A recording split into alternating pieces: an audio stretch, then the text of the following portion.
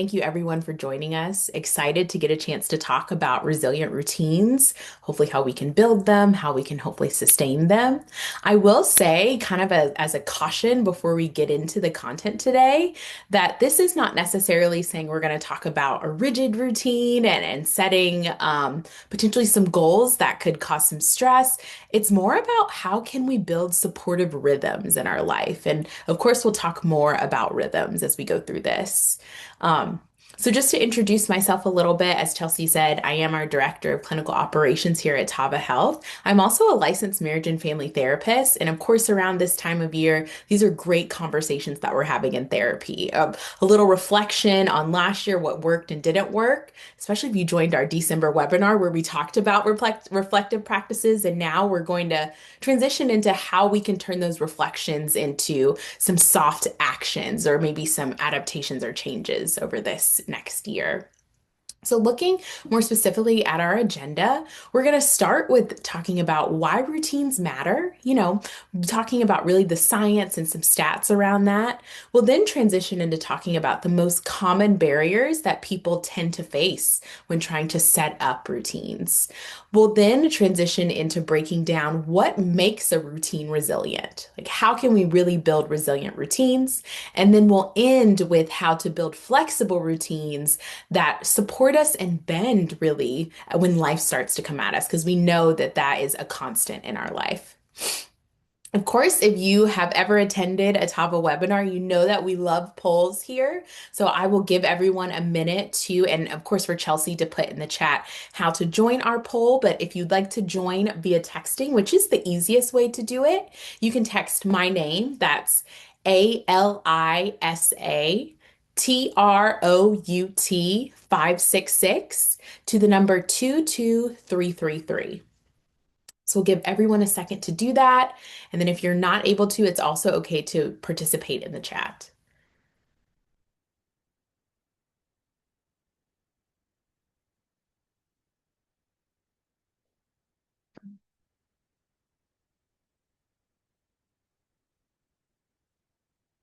All right. So let's start with a poll question actually around New Year's resolutions. And please let us know, do you currently have a New Year's resolution? You can select A, which means yes, you do, B, kind of, C, no, or D, I avoid resolutions. So maybe you have a hard stance on avoiding them. Waiting for some of these numbers to come in. It looks like we have majority of us are kind of in the kind of boat. Like maybe I've thought about it, maybe I've written some down, but not quite sure about it. We have kind of a no in the, oh, and I avoid. All right. Wow. Some big fluctuations there. But what I am noticing is that we aren't seeing a lot of yes. And so I asked that question to transition into talking about something that can happen when we set New Year's resolutions or potentially really aggressive ones. We can experience something called resolution fatigue. So this is pretty similar to decision fatigue. Maybe in your life, you're the main person who has to answer a lot of questions, do the planning, make a lot of decisions, and you may experience some exhaustion related to that. We can also experience fatigue or exhaustion around our resolutions. So, resolution fatigue is defined as a sense of exhaustion from trying to meet overly ambitious goals that can result in burnout or giving up.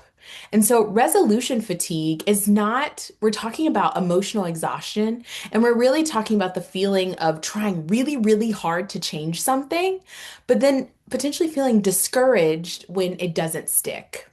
So typically around the time of year that we might see this resolution fatigue is around 6 to 7 weeks into the year. So about mid-February. We haven't gotten there yet. So maybe we've been able to, hopefully this talk will help in kind of halting that resolution fatigue.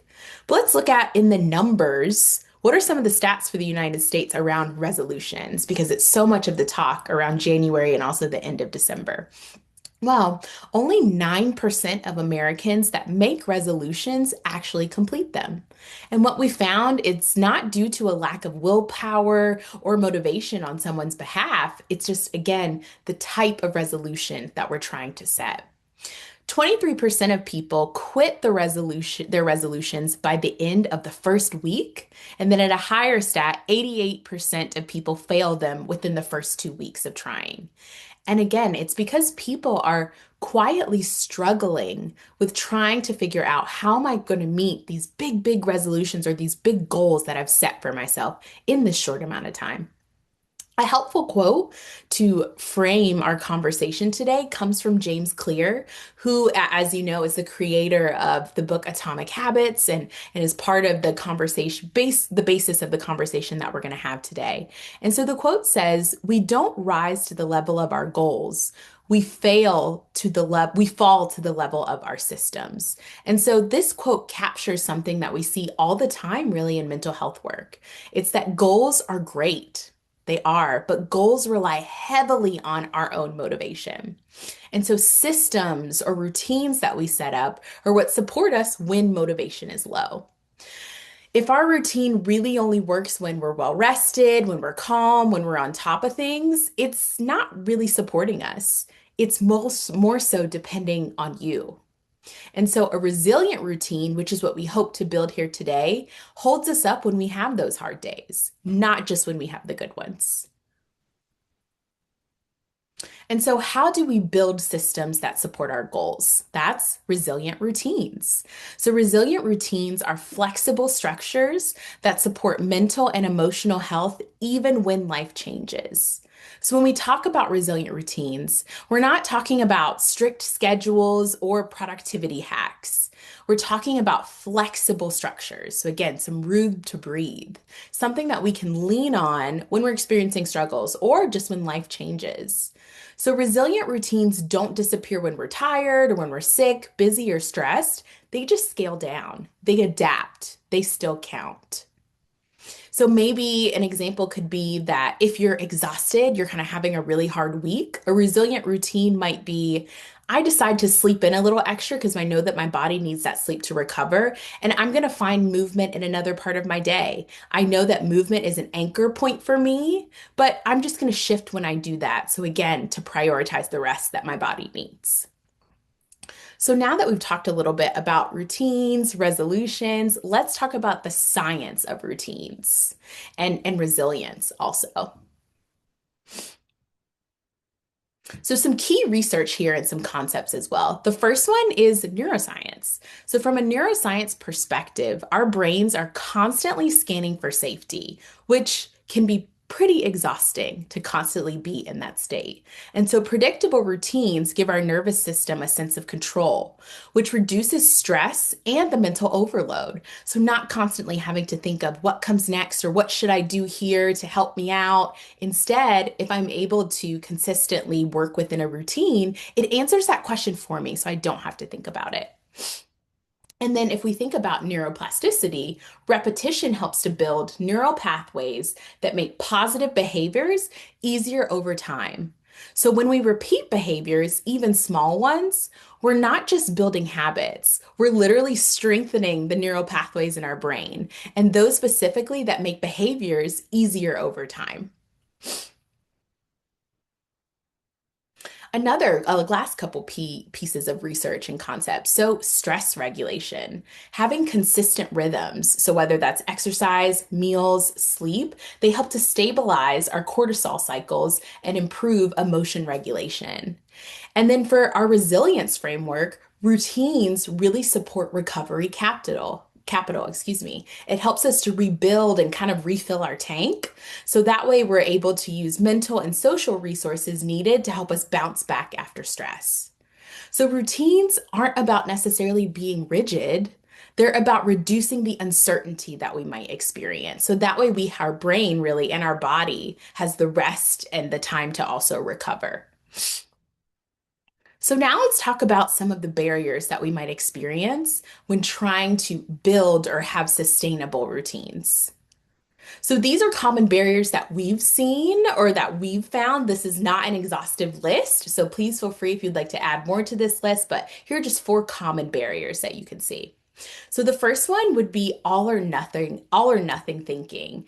And all or nothing thinking in when we try to set up goals can really have us thinking like, I'm so excited to completely overhaul my life or overhaul my home. I have this really exciting goal, this big goal that I hope to reach within X amount of months, which is great. I'm going to do that. I think this is it. This is what I have to do to completely shift my life. But what that can lead to is feeling some stress, or it can lead to, on the other end of, I didn't maybe do everything perfectly the way that I laid out. I didn't follow the plan that I wanted to. And so now I'm going to give up or I'm stuck. So that can be an example of all or nothing thinking. It can really lead to pressure on our parts when it comes to trying to set up a routine. We can also experience overcommitment and burnout. And so overcommitment can happen pretty easily, right? It's, yes, I'm going to join this run club. I'm going to try this meal service, or I want to try this new nutrition plan. With in the morning, I promise I'm going to wake up earlier. I want to have this more organized and clean my house on X amount of days. Again, that all sounds really great. And those are probably things that we can achieve at different points in our life, but that doesn't mean that the first week or the first couple weeks of the year that we would necessarily be able to add those into our routine. So we've overcommitted. And so what's going to happen if we try to continuously try to meet all those goals that we set is that we could burn out, which means we've then disengaged, we're not as present anymore, and we might get set in this stuck way, which is also going to potentially affect how we feel about ourselves and our self-esteem. A third common barrier is emotional fatigue and lack of motivation. Lack of motivation, it happens. It happens to all of us. I mean, I don't know many people who are motivated 100% of the time. And so that's why building a routine, a sustainable routine, a resilient routine, doesn't have to rely on motivation for us to be able to take care of ourselves. And so if we are feeling emotionally fatigued, potentially feeling burnout or not having social capacity at that moment, it's okay. It's okay because we are going to be able to fall into a sustainable routine or at least even bend our routine to make it flexible for what we need in our life. And then a fourth common barrier that we experience are life transitions, specifically things like maybe a change in a shift at work, or maybe a change in your schedule with your family. Maybe there's shifts in moving, even, or maybe there's a new project on your plate. All of these changes in life can potentially disrupt our rhythm. It can disrupt that routine as well. And so these are common things that we can all experience that can kind of derail us or make it difficult to get back on track. So I want to take a second and for you to reflect on this question, and which we will talk about, we'll have it as a poll next, but just take a second to think about it. And the question says, what does my current routine say about what I value most and what might need adjusting? So take a second to reflect on that.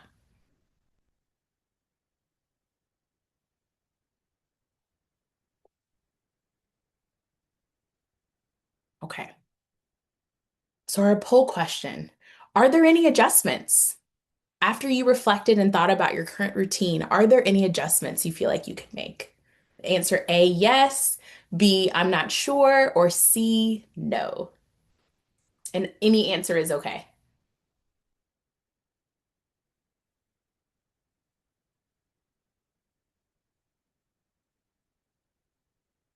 So I'm seeing that most people are saying yes here, that they feel like there could be some adjustments that they make. And for people who put, I'm not sure, that's also okay. We're just starting this conversation today. And for people that say no, that's also okay too. That means that you know yourself and you know what you need. So let's transition now to our next section or the next part of our conversation, which is talking about the anatomy of a routine. So we've established that having a resilient routine or setting up a supportive rhythm is important, but what does that look like, right? Like, how do we actually do that? So, what we aim to do are to build routines that support us without breaking us. So, routines that aren't going to push us to our limit, to that point of fatigue or to that point of burnout. Instead, we want routines that are going to support us, support our growth, support our life, and support our current context and what we might be dealing with in that moment. We want routines that help us recover and help us to promote resiliency as well. So, what makes a routine resilient? Like, what are some of these elements? Well, as we kind of talked about, the routine needs to be flexible. It can't be rigid. And when I say flexible and not rigid, it's more so having a routine that if you need to make a shift, maybe in timing of aspects of your routine, or maybe you need to shift a specific restorative practice within your routine to fit a certain area of your life, your routine has room to do that. It can move with you as it needs to, or move within your family or your relationship as it needs to. The routine also should be supportive and not performative. And so think like, I'm not maybe engaging in starting a new hobby so that I can prove something to someone else or so that I can post it online. Like, hey, I do this. Like, I show up every day to do this specific thing or once a week. I'm not trying to impress anyone. It's actually a routine that or a practice that's supportive to me in my life and to my well being. If I'm building a routine that's supported to me, I'm more likely to consistently stick to it because if it's performative, that's going to get old a little quick, especially if I'm not getting the reinforcement I feel like I should for that routine or for that act. A routine that is resilient should also be designed for real life. Like we talked about, it needs to be for when we're having even those tough days, not just when we're motivated. The weather is perfect to go outside to move my body. My refrigerator's full. I have a meal prep that's ready to go. My day at work was great so that I can then follow into the rest of my evening routine. We need a routine that is designed for the ups and downs of our life. So, resilient routines need to adapt for when our life gets messy. If our routine only works for when we have those perfect days, it's not going to last because not every day is perfect. So now let's dive a little bit deeper. And over the next few slides, we'll talk about some of the key pillars to actually building that resilient routine. And so we'll talk about anchor habits. We'll talk about micro moments of recovery, movement and mindfulness, social connections, and then we'll also talk about rest and boundaries. So let's start with talking about anchor habits. What are they? So anchor habits aren't about productivity. They are not. They are more so about small habits that we can engage in to help ground our day. And so ideally when we're practicing and utilizing anchor habits, it's about choosing 2 to 3 daily anchors. So excuse me, this is something or a moment that is small, it's a repeatable moment. It also helps to signal safety and consistency to our nervous system. And so anchor habits are supposed to help ground us throughout the day. They don't need to take long. Again, we said small, so this is maybe something that's 5 minutes or left, 10 minutes or less, but it's more so about kind of creating a bookend for us of that moment or touch points even throughout our day as well.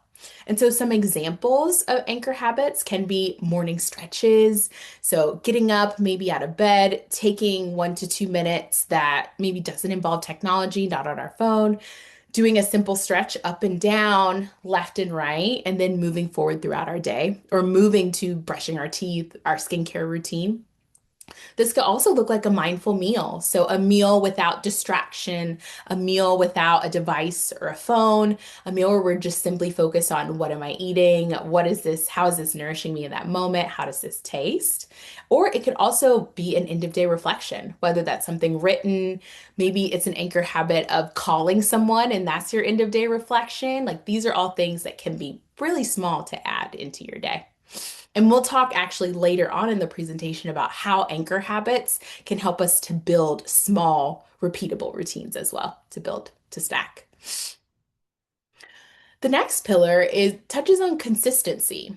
So consistency, and I think that that's a huge misconception about it, is that people think consistency means I'm doing the same thing every day. I don't really take a break. That's really rigid. That's not consistency. Consistency means that I'm able to return potentially to this habit without shame. It means that I may miss a day, but consistency means like, for the better part of my life or the better part of my month, I'm engaging in this practice or this habit because our body thrives on rhythm. Our body also handles and thrives on even imperfect rhythm. And so both of those are okay to have in balance. A good example, and Harvard Health did a study about sleep and how important it is, of course, consistently, not perfectly, but consistently.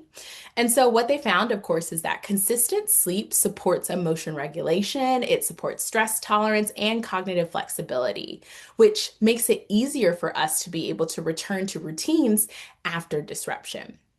Irregular sleep can erode resilience over time. So, when our sleep is inconsistent or insufficient, our nervous system becomes more reactive. And so, small stressors feel bigger for us, and routines are then harder to maintain. And so resilient routines prioritize rhythm again over perfection. So a steady sleep wake rhythm matters more than having that perfect sleep. And so consistency helps the body recover, it helps our body adapt and stay regulated even during busy or stressful seasons. So, our next pillar is movement and mindfulness. So, the idea of moving our body helps to steady our mind. And so, when we talk about movement, it doesn't have to be a fitness goal. It doesn't have to be tied to how we look physically. It doesn't have to be tied to a weight that we want to lift or how far we want to run. It's more so about releasing stress and reconnecting with our body. And so when we couple that with mindfulness, which doesn't also mean that it needs to be silent or that it has to be a meditation, like mindfulness can also help. It also can look like having deep breaths. But coupling those together helps to give us more holistic resilience, especially when built into our routine. So there's actually a study, the CDC evaluated a program that looked at nutrition, mindfulness, and movement with a group of adults. And so it combined these different aspects. And once they did, and this was actually a telehealth program too, so it was something that was used as a virtual intervention, it showed that there were improvements in physical, mental, and emotional wellness domains. So it demonstrates how multiple routine elements, which we're talking about here, together can really strengthen our overall adaptability and coping. So, participants who engage regularly in structured activities like exercise and nutrition classes experience significant gains, which highlights how regular engagement in healthy behaviors, even in a telehealth group setting, can become a stabilizing routine that supports resilience. And so the program used coaching, mindfulness, and adapted group classes to help participants develop skills and habits that support long-term self-management and adaptation, which again illustrates the value of routines that include both structure and social support, which actually is a really good segue into talking about social connection and how it is really impactful and an important pillar in this process, especially when we talk about resilience and how that's needed. And there are many studies that show that connection or social support helps us when we are experiencing major life stressors. So, as it says here, connection is a resilience multiplier. Brief, positive interactions can be really important. And I'm talking brief, like maybe it's talking to a coworker for 5 minutes. Maybe it's an interaction in our neighborhood when we're on a walk or talking to someone. If we're at a grocery store, if it's even online in a chat group and we're chatting with someone about a common thing that we like, all of that matters. All of that multiplies to help us. It helps our self-esteem. It also helps our perception of self. It helps to fill that cup, as you would say. And so connection has been seen to reduce stress. It also helps to strengthen our emotional resilience. And so connection has to be a part of our routine. Like it's a routine within itself, not really something that you just add on. When we're able to build reliable social contact into our rhythms, we're able to enhance our capacity to cope with stress and adapt as well. So, people who have supportive relationships are actually found to recover more easily from setbacks and are less likely to experience persistent emotional distress, which is a core feature of resilience, which is what we're talking about. So, and just a reminder that resilient routines aren't just habits that we do alone, they're the supportive interactions that buffer stress and help routines stick even on hard days. So let's talk about our last pillar, which is rest and boundaries. Really focusing on the rest as the big piece here. And that rest isn't a reward. It's not something that we earn after a hard day. It's not something that maybe we say, oh, I earned it for this weekend, sleeping in. Rest is a requirement for resilience. Rest is also a requirement for recovery as well. And so being able to have intentional, I say intentional, meaning I'm willing to kind of put my brain to the side and my to-do list. I'm willing to maybe put technology to the side, but intentional downtime helps to restore our mental and emotional capacity. So having that time with ourselves, having that time for rest is only going to help us to be in a better space mentally to handle stressors or to handle different changes that happen in life. It also helps when trying to handle those little deals or those little stressors and being able to have that emotional capacity to handle that well, to aid even in more supportive or more collaborative problem solving. And so boundaries can help us in ensuring that we have rest. And of course, we know that boundaries are kind of those invisible lines that we use or invisible parameters that we use and how we decide to weave through our relationships with others and different environments as well, because we set boundaries within different environments. But boundaries help us to protect our energy so that we can actually engage in that intentional downtime and that intentional rest. And so rest is important because it's going to be able to support our long-term resilience. So what I say, just a reminder that rest is something that's not indulgent, it's not a reward, a key takeaway from this. It's something that's strategic and needs to be intentional. So let's talk about putting it all together. Like what we talked about these five pillars and we explained what they are, but what do I do with that now, Alicia? I'm sure you're thinking. Well, let's start small. Start small and give ourselves grace and give ourselves space to try to figure this out. And so what we can do to start practicing this is looking at 1 to 2 pillars. Where would we like to begin? So maybe for me, I'm going to choose rest as a pillar I'd like to start with and anchor habits. I want to focus on those two things. So then I'm going to think, okay, like I need to build a routine then where I'm starting to focus on these pillars and that also is going to work within my life. So that doesn't mean I'm going to tell myself that I need to go to bed an hour early so that I can prioritize rest because that doesn't necessarily fit within my life right now in my context, you know? Maybe instead it's saying I'm going to try to incorporate a little bit of intentional downtime somewhere in my day. Or maybe it looks like I can't do an hour, but maybe 5 to 10 minutes before bed, I decide to put down work or put down my technology so I can start that process and my brain start to pick up that rest is happening.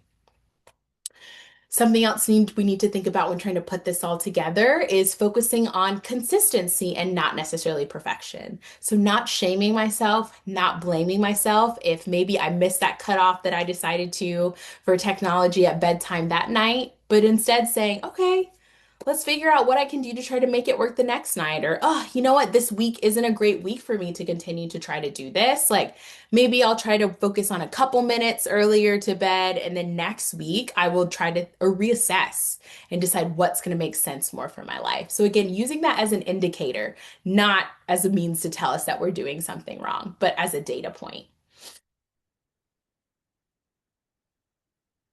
So now we're going to talk about and really go through some steps that help us to design our routine because we understand what makes a routine resilient. And so let's talk about how to design one that's personal, that's flexible, and that's sustainable. So again, if you want to take notes during this part as we go through, this could be a great way to do that. Or even if you want to start thinking about like, let me pick one specific area of my life or one something I might want to add. So we'll be going through a three-part framework here. We'll be going to mind, which speaks to mental grounding. Then we'll talk about move, which is physical energy, and then meaning, which is connection and purpose. Caveat to remember, you do not need to do all three every day, but each one is important and plays a role in building resilience. So let's specifically look at these three pieces of the framework. So mind. So mind speaks to what helps your mind slow down even briefly. So, when I'm thinking about the mind part of this framework, I want to look at one habit that grounds me mentally. So, something that creates clarity or calm for me. So, for some people, that might be journaling, that might also be engaging in artwork. For some people, that might actually be meditation, so engaging in silent meditation. It can also look like a quiet pause or engaging in intention setting. I actually saw someone mention that mind, something that they do is engaging in one silent task. And so instead of, because I mean, I can say transparently, I'm a person who loves to listen to music or like have something going when I'm trying to complete a task, maybe around my house. But instead, so something I'm trying to incorporate in is in completing that silently. And so that leads me into actually completing that mindfully as well and being more attuned to what I'm doing. Move is the next piece. So, a question that we can ask ourselves is what helps my body reset? Like, what actually helps my body reset? Maybe not what keys me up, but what helps my body reset? So, we want to think of one habit that energizes us physically. And we can focus on gentle, sustainable movement. And so it doesn't necessarily have to be going to an extreme with physical movement, but maybe it's something like stretching, like maybe that's something that you can incorporate in. Maybe it's walking or deep breathing as well. There's a lot of great deep breathing exercises that you can incorporate. You can also think about light movement, if you want to get into some dancing, if that's something that you enjoy. Maybe more even like advanced stretching if that's something that's for you, a jog if that fits. Oh, taking your dog for a walk. Like there are a lot of good options. Gardening can be a great one as well.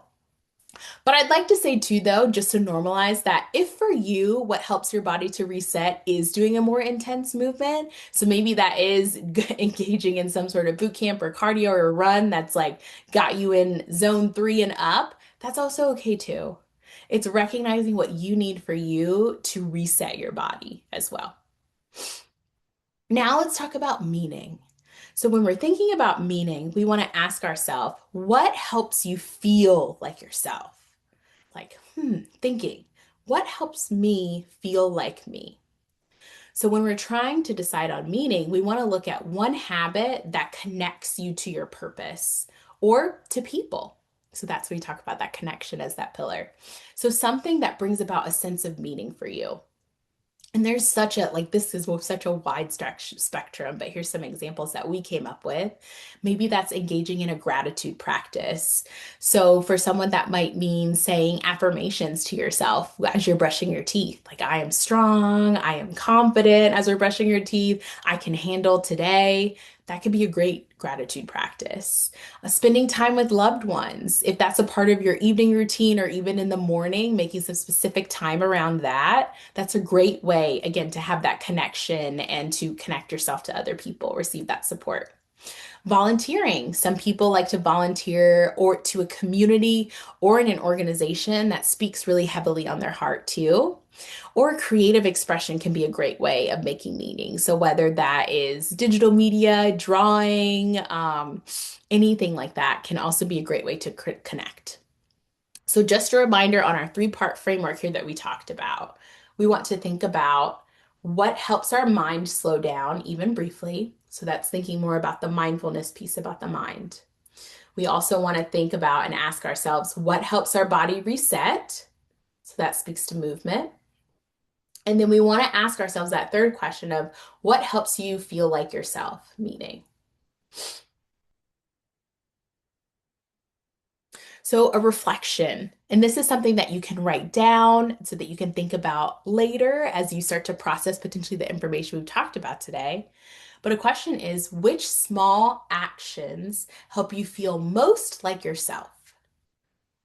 How can you make them part of your week and not just your ideal day? So, again, what small actions help you feel most like yourself? Not on a perfect day, nope, but instead, how can you actually incorporate those into your week?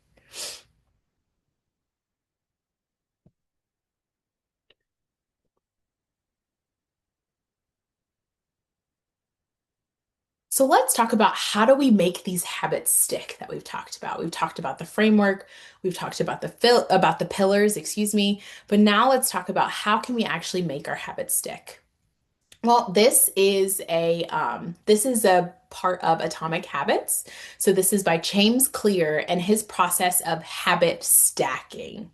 And so this tells us to anchor new habits to an existing habit that we already have. And so to repeat that, that's anchoring new habits, ones that we maybe just reflected on or that you've thought about throughout this conversation, to an existing habit. And so, what this does, and the reason why we do this, is that it helps us to build on existing routines. It's already there. So, you're just adding on a piece to it. It also reduces that decision fatigue of oh, what do I want to do next? Our brain trying to scan constantly for safety and what makes sense. It also increases our follow through because, again, it's tagged to something or attached or stacked to something that we're already doing. And it creates great positive momentum over time. So, some examples of what this could look like is let's say that you're a coffee person and you brew your coffee in the morning at home. And as you're pouring your morning coffee, you decide to add, like, okay, after I pour, I'm going to add in 30 seconds of stretching. That's a great way to start to potentially start stacking a habit and adding in a little something new. So that's also going to potentially refuel your mind, right? Like what do you need for your mind and your body also to help them reset? Something that if you maybe handle really well adding the stretch for 30 seconds, maybe that then leads to another atomic habit that you'd like to add in there and to stack. So maybe it's after stretching for 30 seconds, it's okay, I'm going to do this household task that I recognize as something that makes me feel good to be able to do that each day. So the idea is we're building on those existing routines that we have by introducing something small to help us create that momentum. And so a little framework that you can think of if you want to try habit stacking is thinking of something small, thinking of something specific, and that's what's going to help to be sustainable. So again, you want to pick an existing habit, choose a small new habit that you would like to incorporate, and then try to link them together. So, a great formula that we provided here that you can think of as you want to start habit stacking is after my current habit or before my current habit, I will, and add that new piece in there. If you start to think of some, please feel free to add in the chat the after this habit or before this habit, I will, and add the new habit in. So the piece about creating momentum is that momentum is important because it helps us to build confidence. It helps us to feel really good like wow, I've been doing this pretty consistently like or okay, I know that I can do this or I can achieve this because one small success is going to help make the next one feel a little bit easier because we know that we can do this. And so, with creating momentum, you want to start with one habit stack at a time. So, not trying to maybe add on two or three new things that stack onto your routine, but really just focusing on one at one time of day, and then you can start to stack from there. And so it allows us to be able to experience success so that we can build more confidence. And as we start to stack more things, we'll start to notice new chains that we've created from these new habits that we've added on. And so give yourself grace here that, of course, this isn't going to happen overnight, but this is something that will continually build through something called the habit loop, which we're going to talk about next. So the habit loop is made up of a cue, a routine, and a reward. And so we know that healthy habits stick when they're able to follow a predictable psychological pattern. And so this concept was popularized by Charles Duhigg and grounded in behavioral psychology. So kind of that A, B plus C equals D perspective. And so our brain doesn't care how big a routine is, and more so cares about the consistency and the reward it receives. And so the loop that we create wires that habit into our neural pathway. And over time, the behavior becomes automatic. So something that we're able to do without thinking. And so the key is designing a habit that fits into the loop effortlessly. And so the cue is a trigger that tells our brain to start the behavior. And so the example we give here is that your morning alarm goes off. The routine speaks to the behavior itself. And so I want to try to do stretching for 1 minute. So I have my cue, the alarm. Next thing is I stretch for 1 minute.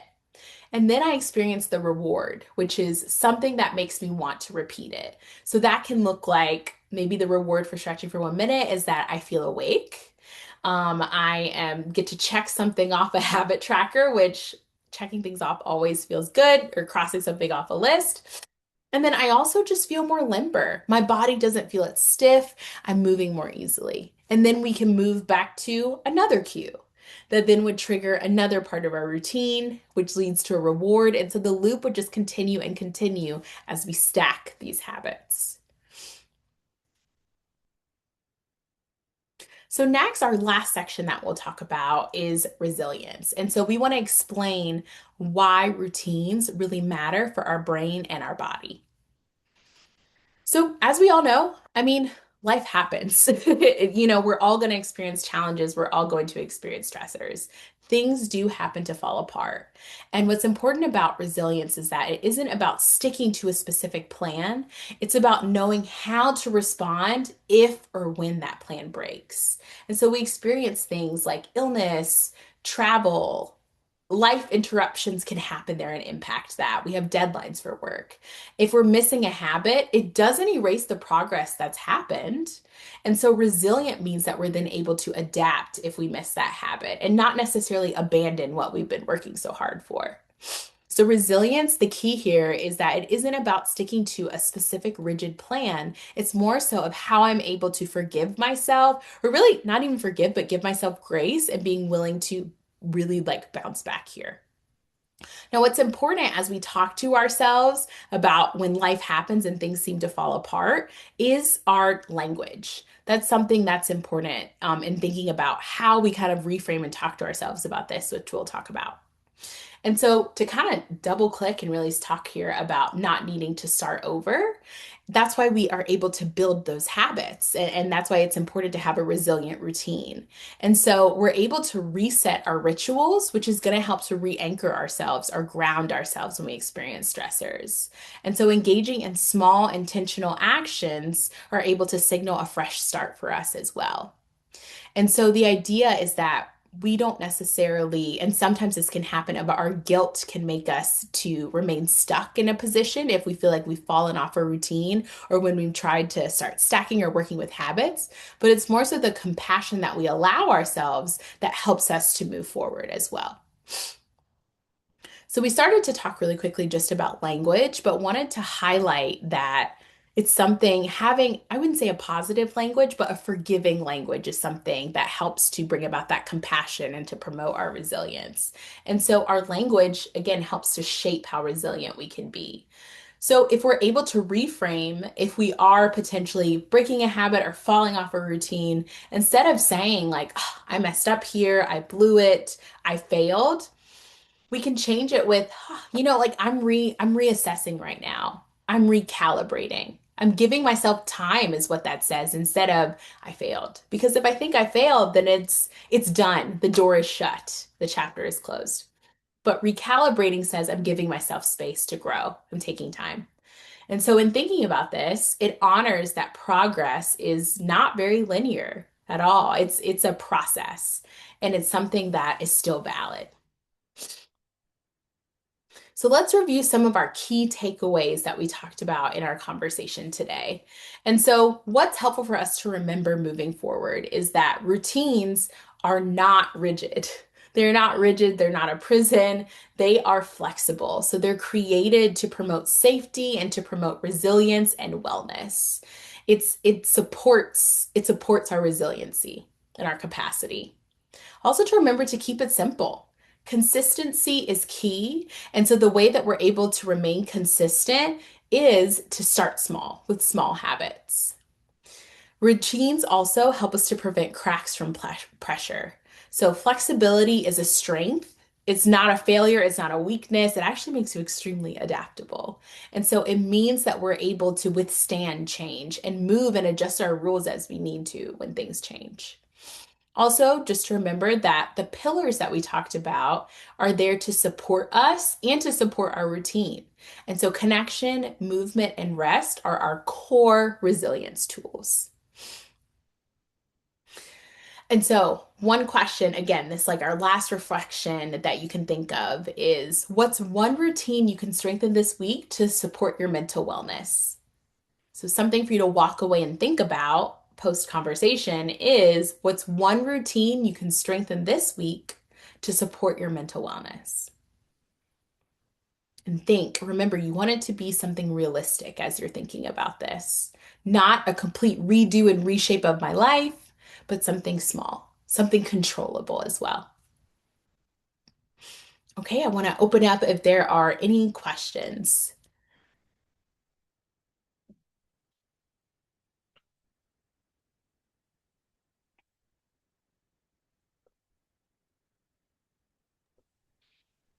Gonna jump in and just say thank you, Alicia. That was really, really insightful. I feel like I'm walking away with a lot of new tools in my arsenal. I see someone commented in here too, sharing one of the things they were going to try is habit stacking with brushing my teeth and taking any vitamins and medications. That's a I love really, that. yeah, really great idea. And that's so realistic too, right? Like that's going to help us in so many ways. I love that. Something I've just started trying myself this week, actually. So in the morning when I'm getting ready to shower, before I get in the shower, I do like a little scalp treatment. And so while that's happening and sitting on my head, I've been doing some stretching and like some like really simple Awesome. workouts, some push-ups, little things like That's that. awesome. Yeah, and I feel the difference. Awesome. I love that.